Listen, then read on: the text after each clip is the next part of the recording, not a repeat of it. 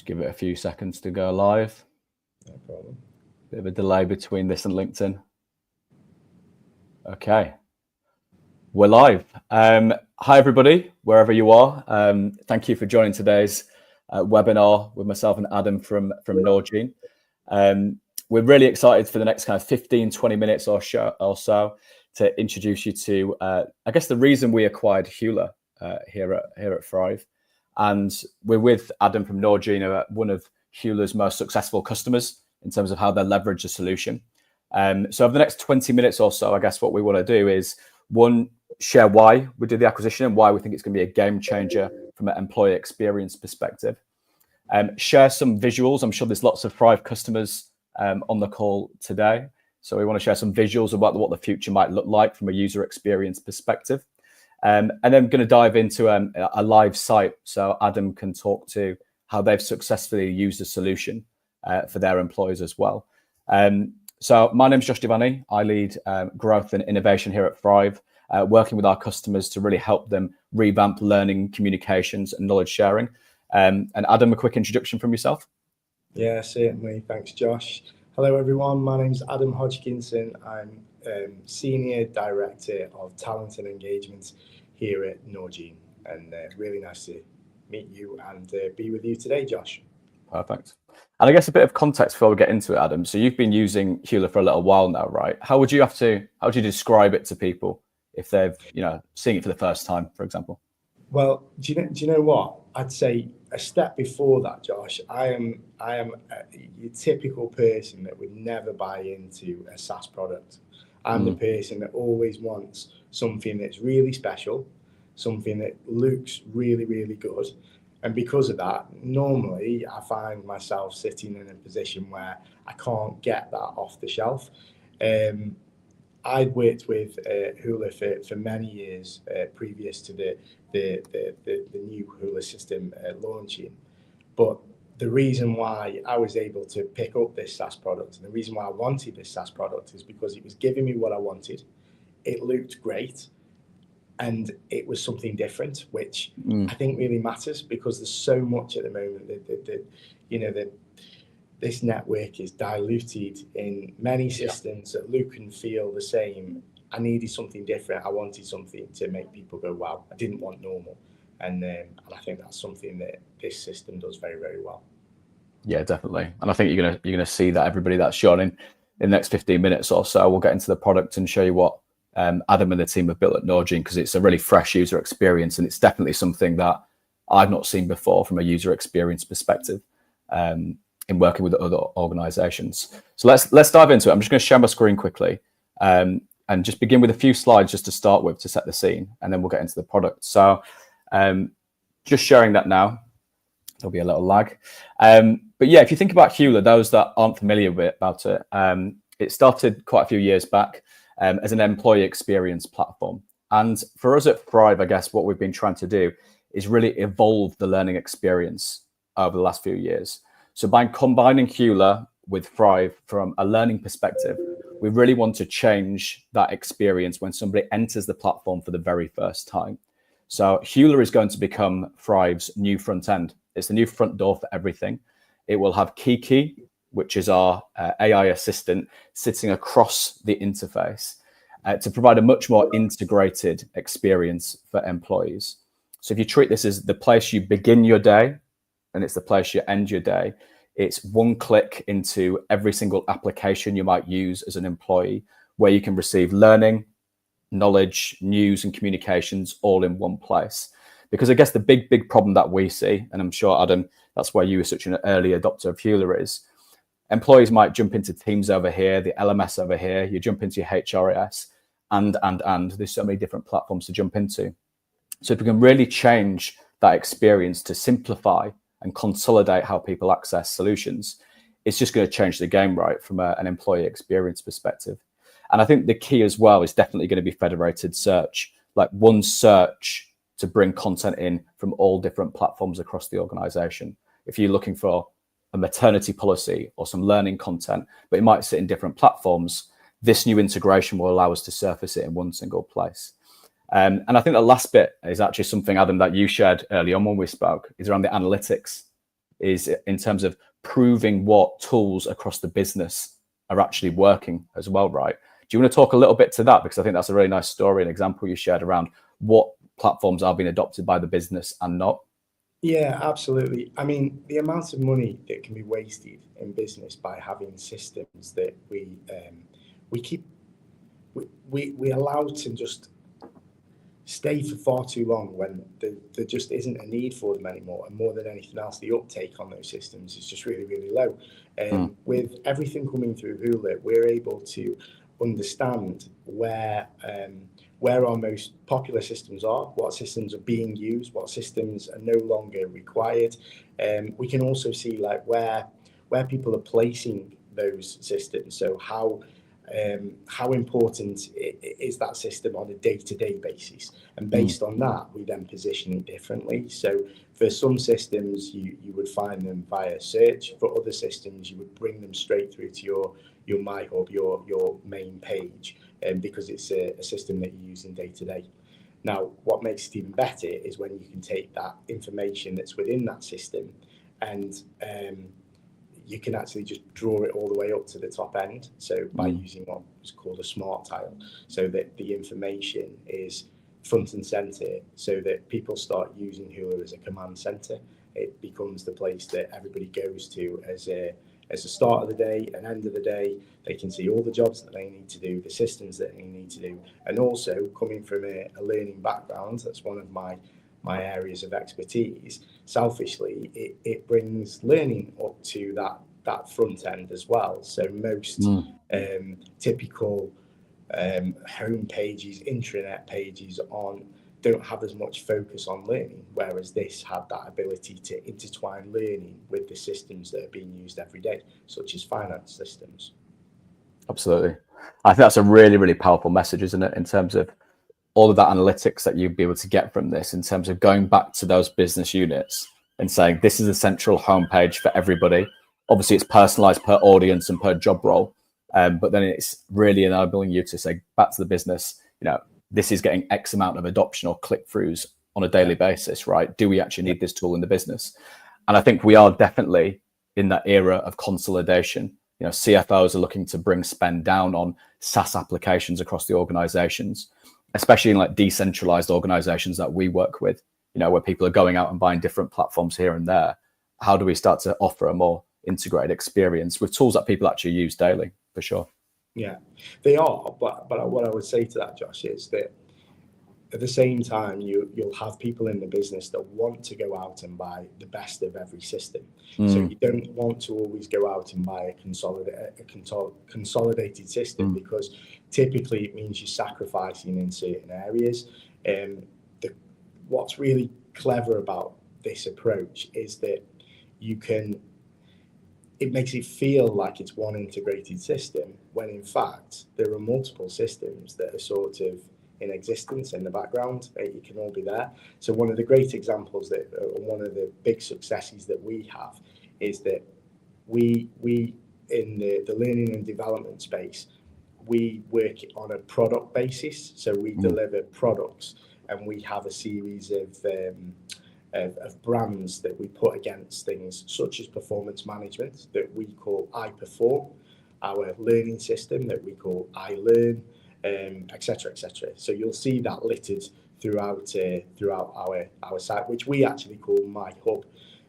Now the reason I mention that is because what happens with this is that we could have a performance management system called X, whatever that may be. It sits within here and is titled and branded iPerform. The direction that we take our users to, our employees to, can always be the same. It can always stay as iPerform, but in the back end, we can change out the system.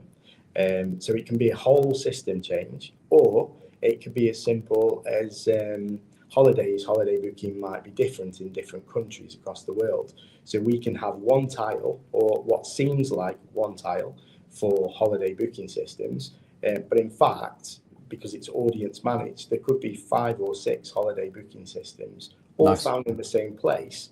But in fact, from a user journey perspective, it just looks like it's one system, one access point, which is so Nice. good nowadays, because we need things that are simple. We don't need complexity, we need simplicity. And I guess this is an example of your site on there. Like, that vision is really coming to life in this. As you can see, you've got, you know, key content being deployed around big initiatives. On the left, it was SAP Concur for the new expense system. Alongside that, you've got kudos, calendars. So it's really allowing you to focus on those big strategic initiatives that are happening and getting people to the things that they need to get to quickly, which Absolutely. I love. I also really like how you've done it. I know this is my example. I've seen yours personally, how you configure yours, but you've got these centrally managed tiles from the organization, personalized for the different audiences and job roles. But you also then put the power into the employees' hands to design their digital workspace as well. So I've got, you know, BBC Sport, Farmer News, etc. here as well. How's that resonated with people? Because I think a lot of SaaS applications as well, even Thrive today, we can't allow people to design their own workspace. So I think this is going to really, really help users. How's that landed in terms of that at Norgine? This is a big culture change shift, and something that we have to be extremely mindful of. It's taken some time, and there's still work to do in this space. But of course, we always need to control that top line. We need to make sure that the right messages or the right systems are easily visible and are accessible to our employees. But we want that element of flexibility. We want to entice people into the system. So the idea of the My Space at the bottom, or the My Hub section, is that you're able to put the tiles there that matter to you. So whether that is a tile that focuses on communication, whether that's a tile that focuses on some key learning or a key personal system that you're using day to day, then you have that accessibility. But you're also able to access content such as you've got there, BBC Sport. As long as it's accessible from a system perspective, then we're able to give people access to this. The reason for this is because we know that people will go to these kind of websites. They'll for me personally, I like to start the day by reading the news. I just like to, that's how I keep up to date with what's going on around the world. So you go there, you read the news, which is great. You find out, but whilst you're there, you also see the recent communication that's come in internally, or it reminds you that you've got an activity that you need to do in your performance. I need to sign off someone's expenses, or whatever it may be. It's all being drawn through to me, which is what's absolutely key. And a nice example that I've been given when speaking to customers recently is, let's say you and myself, we both use iPhones. You know, I've got my iPhone here, I've got my layout, if you like. It kind of puts that control back in the employee's hands, doesn't it? To design a space which is right for them.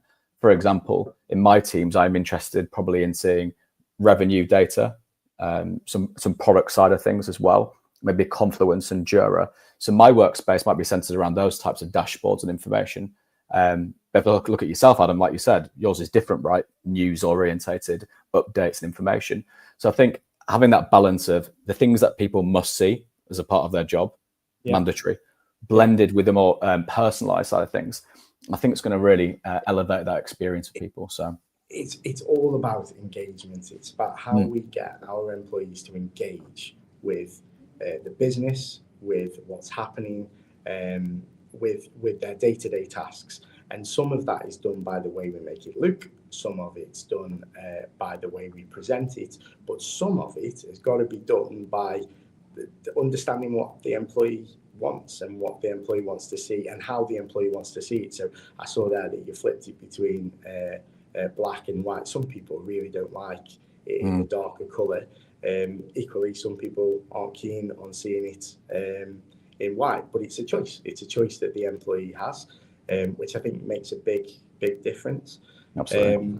Equally, you've got to make sure that it works on every device. So it looks different dependent on whether we're accessing this from our laptops versus our mobile phones, but we make sure that regardless, it works and it looks good. Because for me, I mentioned it at the beginning, and I said from the start, like, things looking good matter. Absolutely.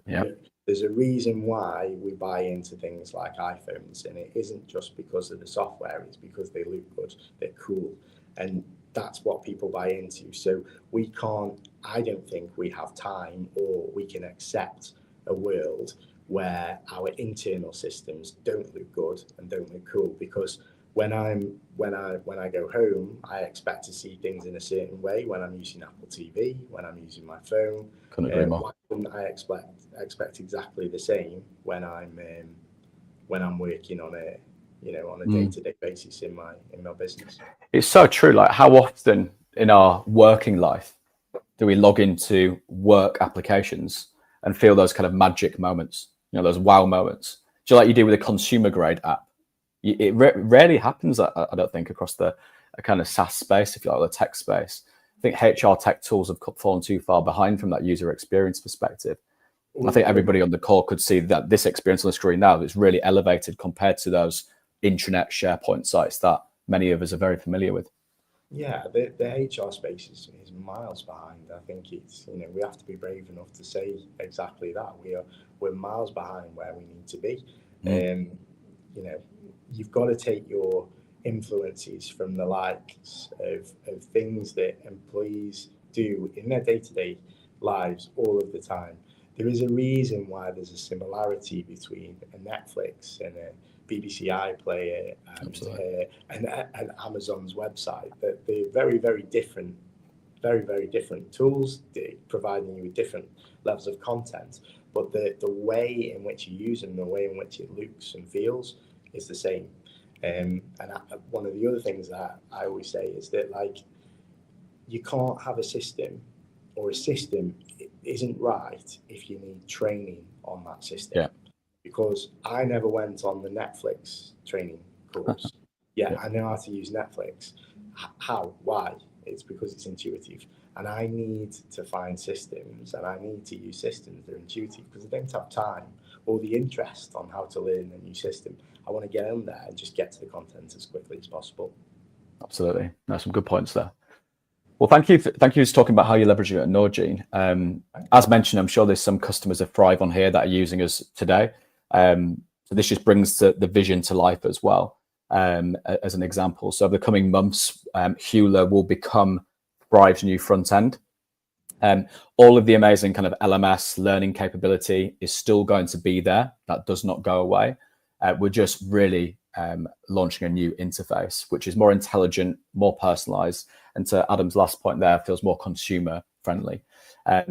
Basically, what this means is that people can access the learning, different systems through pre-built integrations, and content via interface like you see on the screen today.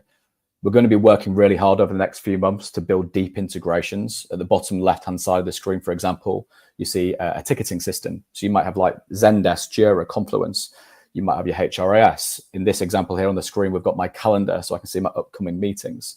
So we're going to be focusing on the most adopted tools that organizations use globally to begin with, to offer those one-click experiences, whether it's, I want to check my payslip out, one click straight into there.